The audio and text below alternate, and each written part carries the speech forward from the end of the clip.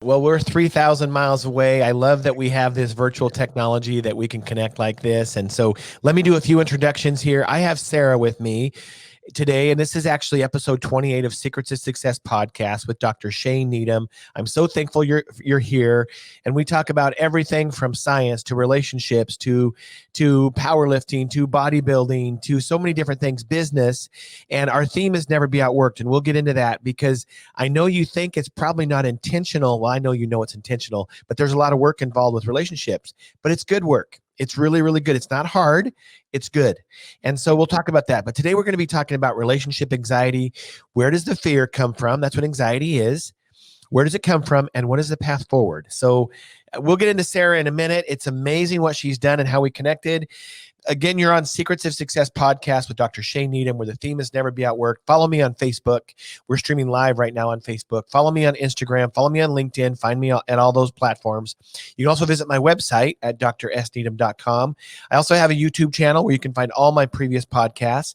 YouTube channel, Spotify, iTunes, SoundCloud. And again, we have Sarah on the line. Sarah Yudkin. Is that how you say your last name? It's Yudkin. Yudkin. Okay, excellent. And she's all the way from the East Coast. She'll introduce herself in a minute and how we connected and whatnot. We're taking callers. We're streaming that number at the bottom there. And I know this is a really difficult topic for some, and I will not mention your name if you want to stay anonymous. One of our last relationship podcasts, people it was really, really popular. People really liked it, and they just always felt, I guess the word was stuck. They didn't know what to do. And it really, the vulnerability and authenticity in that podcast really helped people move through or move forward. So again, we're the voice of business, science, leadership, relationships in the global community, where we use social media and where we have the never be outworked theme. So Sarah, thanks for joining me. I am so excited for this. I've thought a lot about relationships over the past many years. It's something that has always fascinated me. And being a scientist, I study about them, and there's a lot of science involved. And you probably know that too. So let's just start. Introductions. Introduce yourself. How did we meet? And get as personal and go back as far as you think you need to help the audience to understand where relationship and how it forms relationship anxieties. Yeah, absolutely. Well, thank you so much, Shane, for having me. I've been looking forward to this for a while now as well. Hi, everybody. Great to be here. My name is Sarah Yudkin. I am the founder and creator of the You Love and You Learn blog, which focuses on building healthy relationships as well as helping people heal their relationship anxiety. And a little bit about how I got into that. So I had struggled with relationship anxiety for a couple of years in my own relationship. And the way that I define that is having doubts about whether or not you're with the right partner, overly worried about if you love your partner enough. Are they the right fit for me? How can I be sure? How can I be certain? And it's kind of craving that certainty where, life is uncertain in itself, but it's that need for certainty. And I felt stuck as someone who, looked sometimes to external factors like social media or just comparing my relationship to friends and family or my parents' divorce, for example, that made me question whether I would potentially get a divorce down the line. So I was, having those fears in my relationship, and I started researching about it. And I found that there were a lot of other people that struggled with the same problem, but hardly anybody was talking about it. I think there's, a few main accounts that I found. One of them is Cheryl Paul, who is so wise. Definitely check out her information if you have not. She is on Instagram at Wisdom of Anxiety, but she was the first person that really opened up the doors for me to start learning about this. And then I realized just how many other people were probably suffering in silence like I had. So I decided to create a blog so I could help educate others and spread the word. That is awesome. And I don't know, somehow that's how we met. I don't know if you like to post of mine or I like to post of yours, but somehow through Instagram, which I think is just beautiful as far as social media goes, I met Sarah and I started following her stuff. And I'm like, oh man, I think I want to have her on my podcast. And she has interviewed how many couples have you interviewed so far? So the funny part is it's actually a very catchy headline. So I interviewed couples with 130 years of wisdom, but it was actually only about 6 people combined, but they shared exactly 130 years of wisdom, came across some really awesome themes from that. And, you know, with people with that much experience, you have to listen, right? Because if those themes are coming up in every interview, then it's definitely stuff to focus on. Okay, so I want to get into a few things, and Sarah and I have talked offline before, and really a lot of our fears and our anxieties, especially in relationships, actually with a lot of things, it comes from abandonment and rejection, usually as a child. And I found Sarah's story fascinating. Some of them paralleled some of mine. And so what I wanted to get into first is your parents divorced? Tell us about that, and then tell us about your partner's parents. And Yeah. I think that's a huge dichotomy there, which is very interesting. And I think in some ways connects this relationship anxiety. So can you Yeah. start there? Absolutely. So I'm in my late 20s, just to set the tone for people listening, but my parents got divorced about 5 years ago. So it didn't affect me in the same way that it might have affected a young child, so to speak, but it definitely had an impact on me as I was old enough to really fully grasp what that meant and kind of grieve, you know, the change in what my family would be. And I was starting to grow more and more serious in my relationship. So then when I started thinking about, you know, oh, that just happened to my parents. So what about me and my relationship? You know, and those little like light bulb moments start going off where you start to turn inward and focus on what could go wrong with yourself. So the crazy part, as Shane just alluded to, is that my partner, his parents are divorced as well, but he took it in a completely different way. He's the youngest of four siblings and kind of felt maybe like, oh, wasn't that big of a deal. I'm the oldest sibling, and I think I felt a lot of the weight and carried a lot of that weight because I felt like I was the one that was trying to then spend an equal amount of time with each parent. Or, you know, I just felt like I was maybe more focused on what could go wrong as a result of this divorce. But it is very interesting because I had this anxiety and I brought that into my relationship. And my partner, I would say, is a very secure person, very secure attachment style. And I'm very lucky to have that because I think that's the dynamic that makes us work so well. Whereas, you know, if he had been just as anxious about his parents' divorce, that could have, you know, thrown things off and the blend might not have worked out as well. Well, and when you describe that, because not everybody has studied probably as much as you or me on what a secure attachment style is, and I really didn't know about those things until I've experienced in the last year or so. So, can you describe what a secure attachment style is? Yeah, so there's three main attachment styles, and to be 100% transparent, there's many experts in this field or industry that know way more about this than I do. But there's avoidant, there's anxious attachment, and then there is secure attachment. And of course, secure, as it sounds, is a lot more. You know, they're not looking to someone to either like be giving them the attention all the time, or they're not looking for that space all the time from somebody. They may still have like introverted or extroverted tendencies that are part of their personality, but the way that they are interacting with people, it doesn't really quite depend as much on how the other person is showing or not showing them the attention that they need.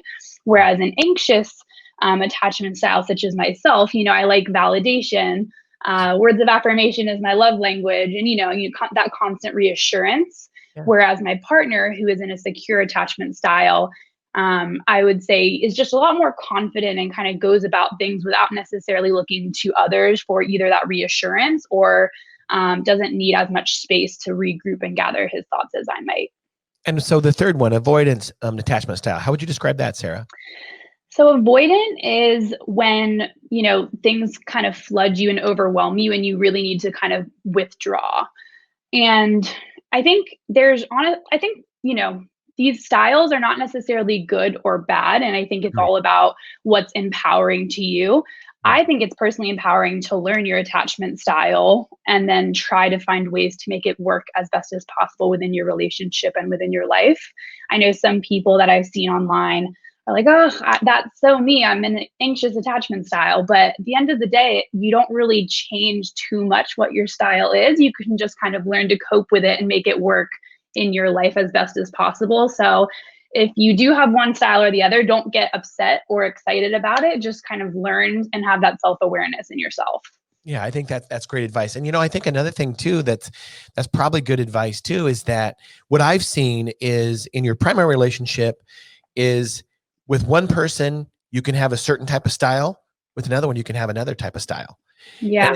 it's all based upon trust and their type of style. Is it an opposing style? Is it adversarial? Is it complementary? And so it sounds like you have found a great partner and having that complementary style. So that's really, really good. So I want to get as we talk about anxiety, before we get into too much about anxiety, this is I don't we do talk about controversial things on this podcast, and I'm not afraid of that because I think we Yeah. need more authentic, transparent talks. But I was talking and studying a little bit more about anxiety, and anxiety, really, what Sarah talked about is anxiety is uncertainty.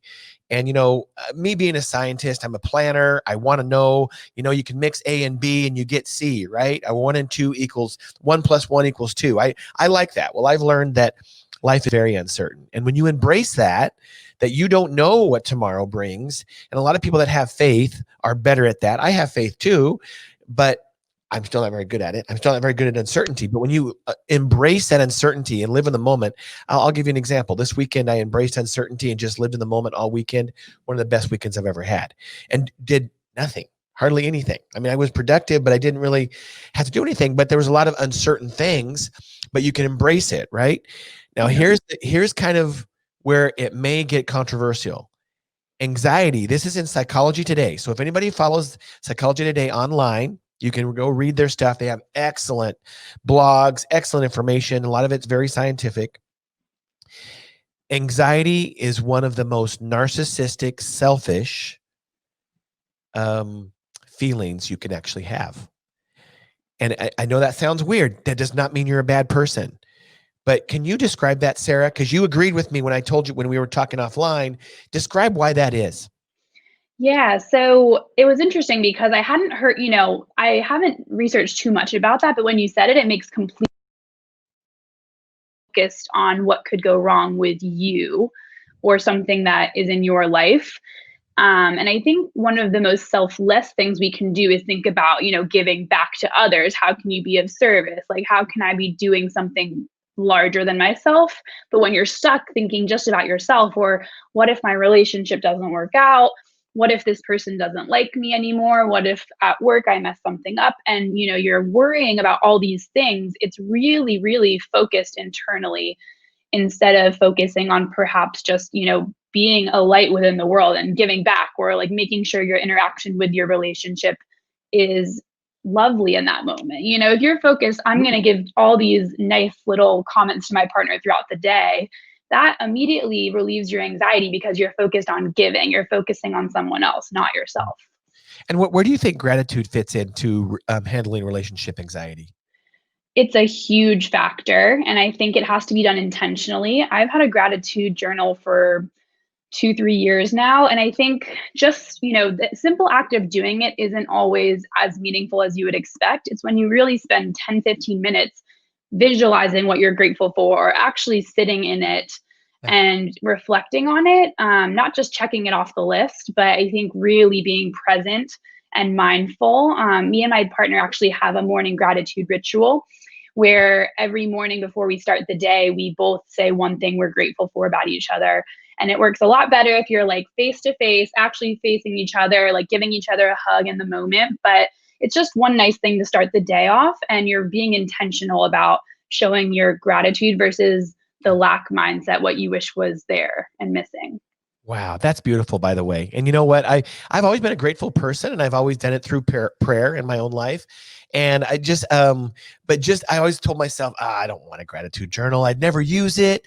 I purchased my first one probably 45 days ago, and I haven't done it every day, but I've probably done 30 or 35 entries. And it's really helped me a lot too. It's really, really helped me. And just to be grateful, and it's taken away a lot of my anxieties, and a lot of one of the things that I put in there every day, one of my positive affirmations is I embrace uncertainty. I love it. That's Yeah. great. And I think one piece of advice I would give anyone listening is that if a gratitude journal, if that exact how, or the what doesn't work for you, go back to the why.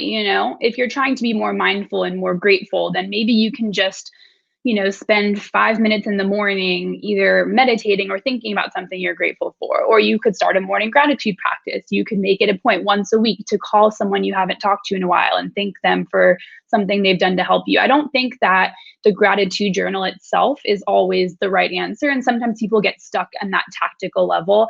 Oh, I tried a gratitude journal. It didn't work for me. Totally okay. But try to infuse gratitude more and more within your relationships or just within yourself. And that is the ultimate goal. Wow, that's amazing. Those are great, great words of wisdom, Sarah. So as we get into relationship anxiety, can you maybe give some more specific examples and how it really affects people who have it? And then we'll talk about the behaviors of some relationship anxiety behaviors. So talk about relationship anxiety. How does it affect the people who have it? Talk about that a little bit and maybe use specific examples. Yeah, absolutely. So I think for me, it really manifested a lot in intrusive or just like recurring thoughts or in bodily functions, such as my chest tightening up or pits in my stomach. And the thoughts that would keep coming up would be, how can I be sure that my partner is the right one for me? Or people always say, when you know, but I don't always know. So does that mean that something's wrong? This couple looks like they're so happy and we're not always that happy. Does that mean that my relationship is wrong? So it's any of those scripts that get you stuck in what you think should be happening. And then if you don't think your relationship is, leveling up to that, then it kind of causes these doubts and uncertainties. And I think this is going to sound maybe controversial. I know you said you like that type of stuff on the podcast, but I love authenticity. I think it's very I'd be I'd be willing to bet that almost every single person in some form of their previous or current relationships have experienced some mild form of relationship anxiety. And I think there's a sliding scale. Of course, some people it's debilitating. Like for me, there were days where I just could not focus on anything else. Wow. And I just couldn't be present. Even sometimes when I was with my partner or like when I was trying to go to sleep, I would just be replaying things or worrying. Some people, it might have just been like, oh, I'm scared to text this person because I'm worried what they think. But I think there's a lot of fear that goes into relationships and people thinking something should be a certain way based on the messages that were passed down by society. And that can really impact how they move forward in the relationship. Well, that's interesting. I want to ask you a question because it seems like you've worked through it with your partner. So with your current partner, did you actually have that relationship anxiety that you were talking about? Yeah. Really? And yeah. here's what I want to say. First of all, congratulations for working through that. And you know what? He must be quite a guy. I mean, seriously. Yeah. That's amazing. Just describe that, because usually when you have debilitating relationship anxiety, Sarah, this is why this is a great thing, never be outworked. Do you know how much work that took for you? Do you know how many people don't have the courage to work through that? Most people fail, and they've been married 3 or 4 times, or they go do something really impulsive that ruins their family and ruins their marriage or their partnership. And so describe that. That must have been so hard. Describe why you did that and how your partner helped you through that.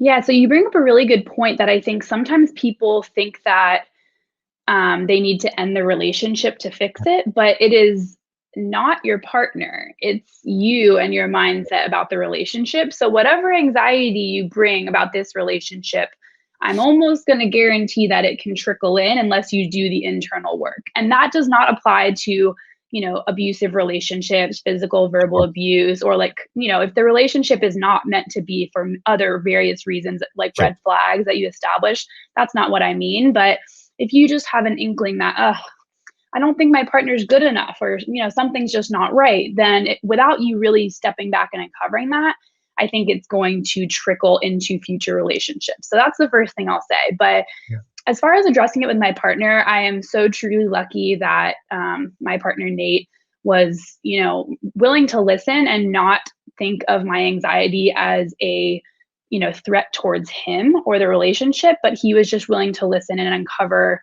why I was getting stuck and validated that my feelings were normal.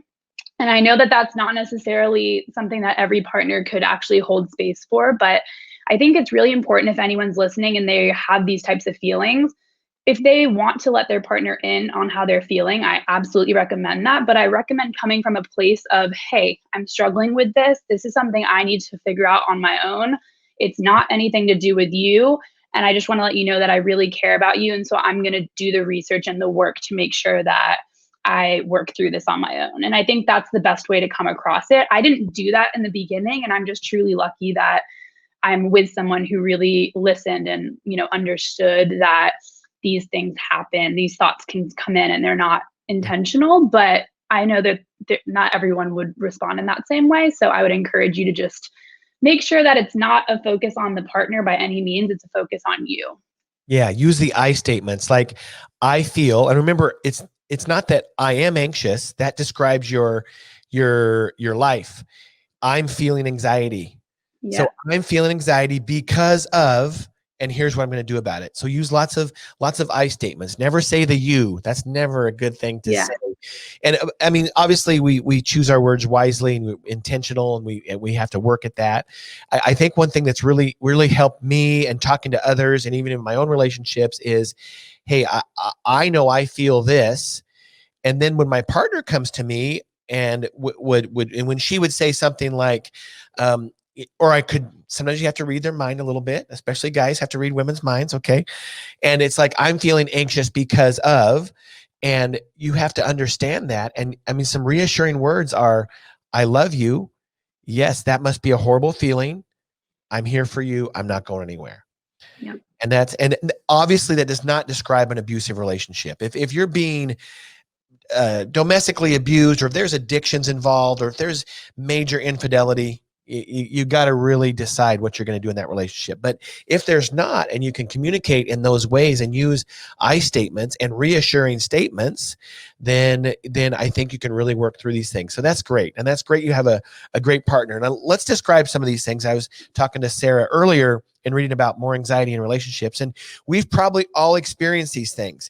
Our next topic is going to be about the unrealistic expectations of relationships. And this is where it all comes in. Okay.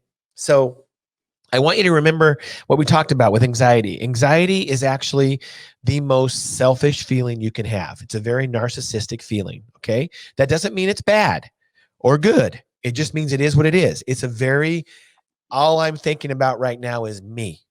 Okay. And so, but here are some examples of behaviors of relationship anxiety. And I want to hear Sarah, if she's very experienced in any of these: yelling, nitpicking at your partner, degrading your partner, projection of blame, infidelity. And these are all in the name of, I don't love you. I'm afraid to be with you. I'm afraid to love. But what it really means is I don't love myself and I'm insecure in myself. Yeah. And so that's what those usually mean. It has nothing, these traits, these anxieties have nothing to do with your partner. They have to do with yourself. So have you ever experienced those? It sounds like Nate's a great guy. You probably haven't experienced any of those. I have. And so, but what do you think of those types of behaviors in anxious relationships? Yeah, so I think that any of those things you just listed and potentially many other things are just, to your point, a result of the individual not appropriately sitting with the emotion and actually working through it on their own. So I would say the thing that I would resonate most within that list is nitpicking. And that's something that I am working on my side of things. I think you nailed it though. When you are nitpicking something your partner's doing or expecting something to be different than the way it is, you're projecting something that you either don't love in yourself onto the partner, or you're projecting something from childhood or a previous experience. An easy example that I can give is sometimes people will, say, what if my partner's not attractive enough? Or I'm not always attracted to my partner. Are you attracted to yourself? Are you taking care of your body? Are you making sure you feel great? Because Right. normally when I feel my best, then I'm super attracted to Nate. So I think it's just really like taking a second and, really looking inwardly. Like when you're saying something is wrong with the other person, why is that triggering you? And actually doing the work to uncover that versus just assuming that it's someone else's problem, someone else's fault. Well, when we talk about, as we get to our next topic about the myths and expectations in relationships and marriages, a lot of those nitpickings and degrading of your partner, I'm not using the right psychological terms. Maybe you can help me out here, Sarah. But what it is when you nitpick, when you do project blame, when you degrade your partner, or a lot of things, times what they'll do is they'll quote unquote push your buttons to get you mad at them. I mean, they'll say some really bad things to get you mad to respond. And then it's like, oh, all of a sudden you're the jerk, right? But they're excuses to say, I don't want to be with this person. And it's really an excuse to say, I don't really want to love myself. But let's talk about that. Because it's like a lot of people, I agree with you. I think the majority of people experience this, and it's okay. They're looking for a reason. Why shouldn't they commit? Why shouldn't they love this person? Why shouldn't they seek a long-term commitment with this person? And so I want to plug a book that is really, really good. This is a book. It's called Getting to Commitment, and it's the 8 obstacles that force us to live in a world where we're not in a committed relationship. And committed relationships, I know there's lots of fun people in this world today. And they think that, I'm just going to, again, controversial. They think that the satisfying thing to do is to have one-night stands, to have uncommitted relationships, to have open relationships. Hey, you know what? If that's your thing, that's fine. I'm not going to judge you.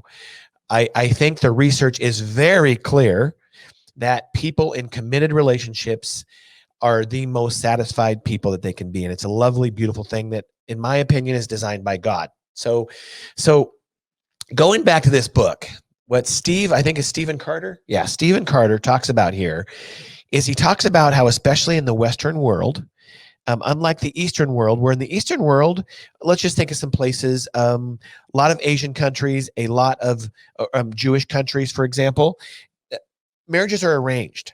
Now, believe it or not, arranged marriages have a way higher success rate than the Western world marriages.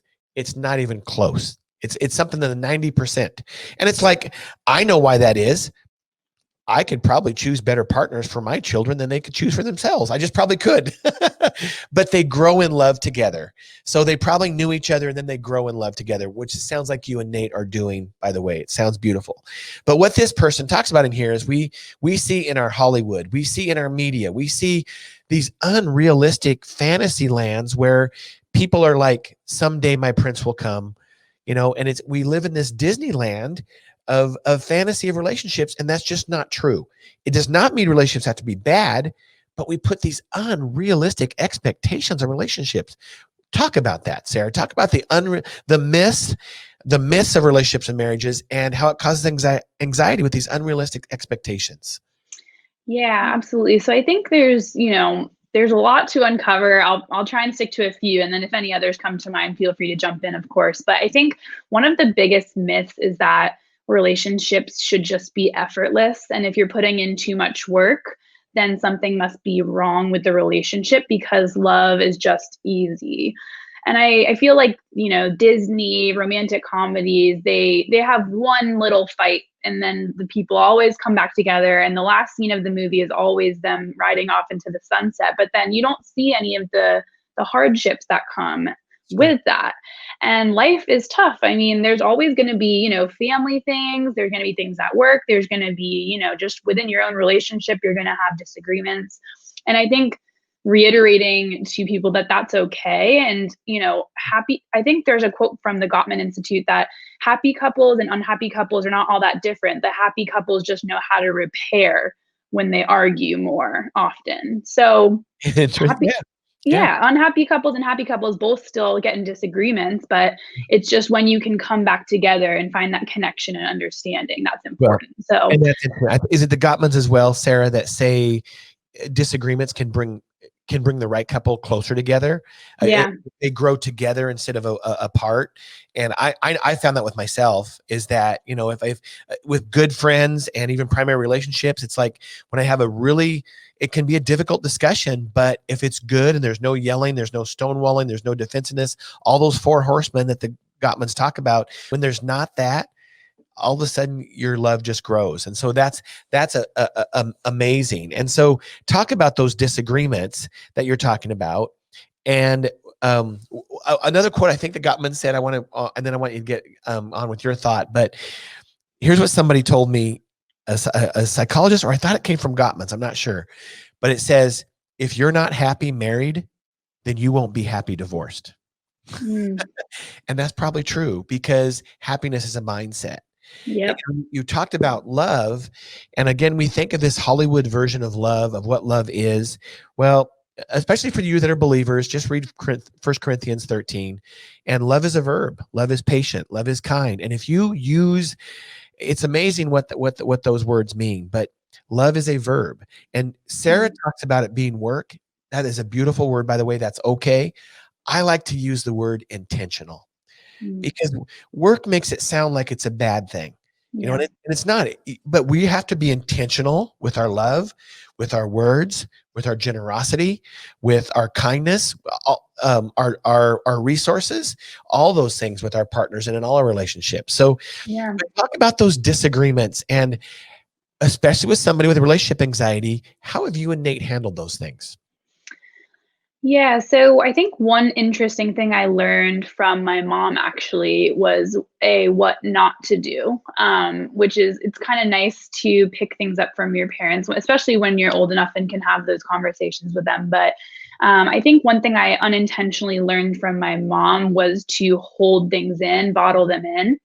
And so once I, learned that that was a main issue that probably affected my parents' relationship, and I started noticing that pattern in myself, I think it was really important for me to start over communicating how I felt. Because at the beginning of my relationship with Nate, I didn't want to be the girlfriend that said too much. I wanted to be the cool girlfriend. I wanted to be calm, cool, collected. But whenever you keep stuff bottled in, it's just going to weigh you down, and you have to let things get out in the open. So I think for me, the biggest lesson with Nate has just been speaking my mind, and he still encourages me to do that a lot more probably than I would do on my own. But it's just nice knowing that you can build that trust and rapport with your partner where you can tell them anything, and there's a way to do it where it doesn't sound rude or mean, but you can just, well, like we said earlier, say, this is how I'm feeling. I'm going to uncover it a little bit more, but I just wanted to tell you. And it doesn't always have to be a huge argument each time. It could just be sharing something that's on your mind and then moving through it together. Yeah, no, that's awesome. Well, that's amazing. So what are some of the tips that you've learned? I mean, my parents divorced as well.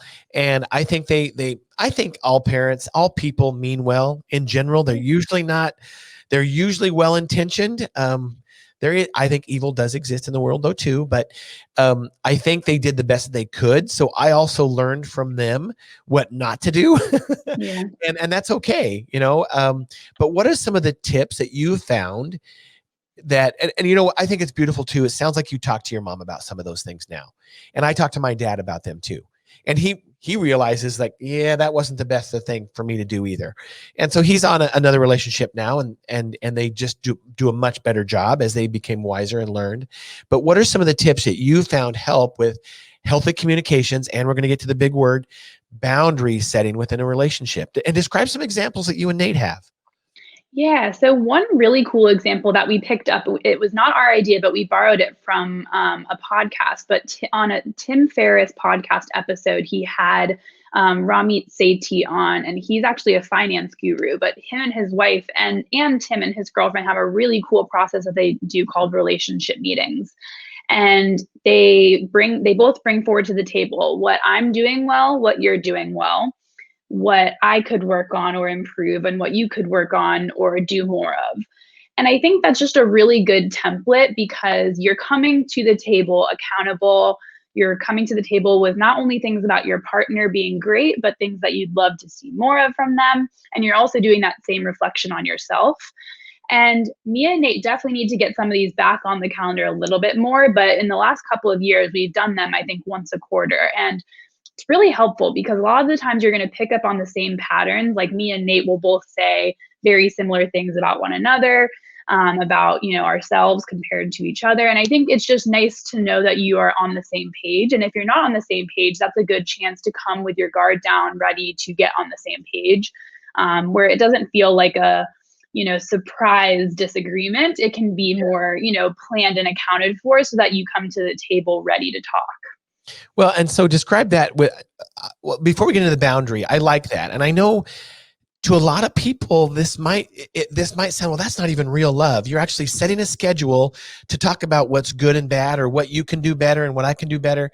Well, this is what's amazing to me, being a scientist, entrepreneur, a coach, and all these, and I've led many, many people and have to set goals for myself and an organization. We do these things in our work life. We do these things in our personal life when we set goals for weightlifting or bodybuilding or sports or whatever it is. Why can't we do this in our marriage? Yep. And some people might think that that's not authentic. I mean, I certainly think it's very authentic. And now here's the issue. If you have a partner that is not willing, that is basically just stonewalling, and they're not willing, and it might be from their own brokenness, to come forward because they're so anxious, or they're depressed, or they have some mental health issues, then this won't work. This won't work. But obviously Sarah and Nate have come to a point where they can work on these things and put them on a calendar, and nobody's offended by it. And I love the words that you use, let your guard down. It is so awesome to have a primary relationship where your guard is let down all the time. Yeah. That there's no topic that's off limits. Yeah. And sorry to interrupt. I was just going to say one thing kind of to your point about the mental health issues. I think what's also important is that, and some people are not in this place yet, but for me, what's been really important is that both me and Nate are also working on we're working on our relationship, but working on ourselves, separately as people. Yeah. And I think for anyone who's really struggling, I am always a pro therapy advocate, counseling. And I know that right now with COVID, it's not the best time, but there's never going to be the best time. So I would encourage people to try and find whatever you can afford or work with, to at least just start doing research, or even just buying a $10 book that talks more about anxiety. There's definitely ways to learn and, get yourself out of that. Because of COVID, lots of therapy now is telemedicine. I mean, it's via Skype, and it's via other forms of virtual communication. So exactly. I totally agree with that, Sarah. And that's really good advice. What about boundary setting? So you describe boundaries in your how would you describe that in your own relationship with boundaries? Yeah, so I think what's really important is that everyone is unique, and everyone is going to respond differently to different things. So if I have my list of red flags in a relationship, that might be completely different from yours. And I think the first step is really, I know I say this a lot, but looking inside yourself, not what other people are telling you, not what you've heard, but what to you feels like a bad thing where you cannot tolerate that in the relationship, or something that you will not tolerate. Yep. And you need to be really clear and direct, not just, vaguely oh, hey, I don't like it when you're not cleaning up. Hey, it really makes me feel like you're not putting in the effort when you leave the wet towels on the floor. Can we split up chores so that you help clean up the bathroom and I help clean up the kitchen, or something very specific? But you need to be very clear about what bothers you, and not just point blame and fingers at the other person, but just tell them in a way that is again, here's something that I would like for us to try, and be very clear and direct. Otherwise the person can't follow the boundary if it's vague and unclear. Right. Yeah, no, and that's great. And again, that takes two healthy individuals. And what's interesting, this is really hard for people, especially that have relationship anxiety, that in general has to do with fear and abandonment. And I've read and studied this for the last couple of years. And when you set a boundary that is really firm for you, that it's this can't be broken, whatever it is, maybe you can only drink this much, or infidelity, whatever it is, some of the major ones, not just cleaning up, although that's a big one. It really is, but when you set those boundaries and your partner does not want to respect those boundaries, that is a red flag. It means they don't want boundaries. And it's something that you will actually have to reevaluate that relationship on what you're willing to do with it. But don't live in that relationship, if there's a boundary that's being broken or they won't even address the boundary, then that's only going to cause more problems for the both of you. And Yeah. so go ahead. I was going to say, I think it's, making sure that you are very clear, and then also making sure that while you are being very direct and upholding your boundary, you're also not setting a boundary that is directly going to make the person have to completely change who they are. Because I think that is another thing that's important, because just because you have a boundary doesn't mean that the other person is going to completely change their whole life. Someone might try to, but I think that's what's important. Like at the very beginning of your relationship, knowing what values you have and Yeah. making sure you're partnered with someone that has similar values. Because I'll give an example. Like one person's boundary could be, I do not want to have kids. And, because they have that boundary, they could be very clear and set that boundary. And their partner, who is dying to have kids one day, they shouldn't have to give up their whole dream of having a family just because one person's boundary is not meshing up. So I think uncovering those things about the other person earlier in the relationship versus later, because at a certain point, it feels like certain boundaries might be, too late. It's never like you can't ever Right. tell someone not to set a boundary and, respect what they're asking for. But at the same time, it's, there's certain things that people shouldn't have to change about their life just because someone's boundary doesn't allow for it. I totally agree. And that's a very, very good point. The big ones like that, kids, maybe your faith, where you go to church, all those things, those are big. Where maybe even where you live in what part of the world. Yeah, those are big, that you got to deal with early on. And you got to make a decision. If they're not on the same page, those are big ones that might be insurmountable hurdles. Not insurmountable, but very difficult to overcome. So very good point. Whereas when you get into a safe relationship and you get closer and closer, you can say, tell you what, I'll do the dishes tonight, you do them tomorrow, or whatever. So those are good. So Sarah, this has been wonderful. We're going to be wrapping it up here. Tell us and go into detail. Tell us a little bit about your blog, your Instagram, and how people can get in touch with you there. And we're on the platform of on YouTube, SoundCloud, iTunes, and Spotify. We'll actually put a link and everything to your Instagram. But tell us how people get in touch with you there, and talk a little bit about your Instagram and your blog and how they're connected. Talk more about it. Yeah, absolutely. So I created my blog first, and I put out one post a week of blog posts that usually goes into a little bit more detail than you would hear on my Instagram. And that's over at youloveandyoulearn.com. There is a contact sheet on there, so feel free to reach out with any questions over on the website. I also have Instagram, which is at youloveandyoulearn as well. And fun fact, Nate actually helped me come up with that name. I had a different option at first, and he was like, "What about You Love and You Learn?" And I just thought it stuck so well. Great, I love it. Yeah, I know, team effort. So I think, yeah, Instagram and my blog are the two best places I would say to get in touch with me.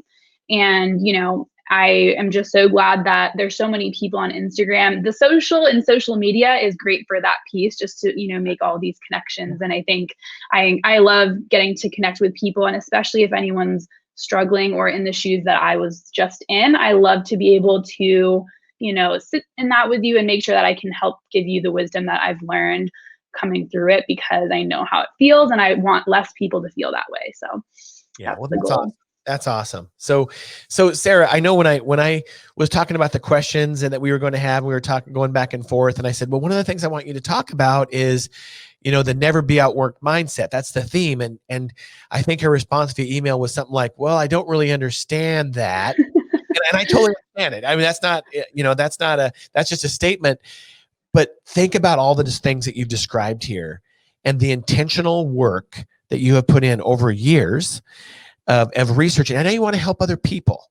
I mean, and then you are helping other people. And this is just, it's amazing. So thank you very much. So tell us about that never be outworked mindset, how that really was that instilled in you as a child, or what? And now it's just, hey, I want to fix my relationships. I want to help others. I want to inspire other people with their relationships. Tell me about it. You're working hard. It's intentional. So tell us about that.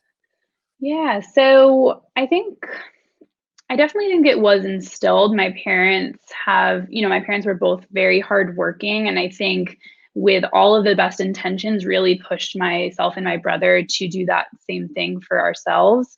And then recently in my, last maybe 5 or so years, once I read the book Mindset by Carol Dweck and learned the difference between, yeah, such a good book, fixed and Yeah, growth mindset, I just absolutely. really latched on to the concept of growth mindset. And I have to admit, I'm not 100% perfect. I definitely have some fixed mindset tendencies that still trickle in at times. But overall, realizing that you can change, grow, and improve, I think that's what motivates me. And when I realized that I could move through the relationship anxiety, that I didn't have to live with this forever, that was, so motivating to me, because I knew that I wanted this relationship to be one that I could look back on. And like in 50 years, we're sitting in our rocking chairs and I'm laughing about how I used to be so anxious about everything. So that's Yeah. the vision. That's the vision for, long term. And hopefully that's, all the work is going to make sure that happens. Well, I'm sure the work that you're putting in is actually getting a lot of return on investment. And what I can say is when your primary relationship is good, so many other aspects of your life just align with that. And I'm sure you're seeing that. So really good job. Last question before we go off the air is, we've all had failures in our life. And you just talked about Carol Dweck and Professor Dweck. I love that book. Really easy read. For those of you who haven't read it, it's called Growth Mindset versus Fixed Mindset. It's just amazing. I could go on and on about it, but we all have failures in our life, or apparent failures. And so the last question I always ask guests on this podcast is, tell us about one apparent failure that maybe it's internal to you that nobody else knows about, or that some other people might look on your life and say, oh, wow, that was a failure, but how it actually caused more success with you. And this is really about living in uncertainty and having a growth mindset. Talk about that. Can you think of an example? Yeah, so I would say it was more of an internal, to your first point, like struggle that I was going through. And I used to think that I was such a failure for being in a seemingly, perfect relationship, but having doubts. I was so hard on myself before I came across the concept of relationship anxiety. I thought, if I'm with this person that I'm so in love with and I'm so happy with, then why can't I move through these thoughts? Why am I so stuck? Why do I feel this way? And I I would say that that has really fueled me into, first of all, where I am at now, which is a complete 180. But I think realizing that your mess can become your message. I forget who's the original person that said I that, love but that. Your mess can yeah, become your message. yeah, your mess can become your message. And my mess was being, in the thick of my anxiety, feeling like the only option was either to live in anxiety forever or end the relationship. And I just thought that those were my only two options. And I think the failure or the internal struggle ended up turning into this blog. It ended up turning into being able to connect with other people and help them. And so that would be, the triumph that came from just pushing through that, even when it felt like there was no way out. That's amazing. You have a wonderful, wonderful story, Sarah. I really thank you for joining me today. And thank you everybody for all the views and the listens and all the social media engagements. We had some great engagements. Stay tuned in the next couple of weeks. I'm giving a keynote lecture. I'm giving 3 presentations at a major conference as well. And so I'm really, really excited about that. And thanks for following me on Instagram, on Facebook, on LinkedIn, and also visit my website at drsneedham.com. This episode, as well as all my previous ones, are available or will be available shortly on my YouTube channel, Spotify, iTunes, SoundCloud, and just go and search Dr. Shane Needham Secrets of Success podcast, and you'll find them all on those channels. Sarah, thank you again so much, and you just a great guest. You have a great night on the East Coast. I know it's getting late there for you, so go have a great dinner and whatever you do, and relax with Nate. And I just really appreciate your time. Thank you very. Yeah. Thank you so much for having me. It was great to be on and great to learn from you and talk more.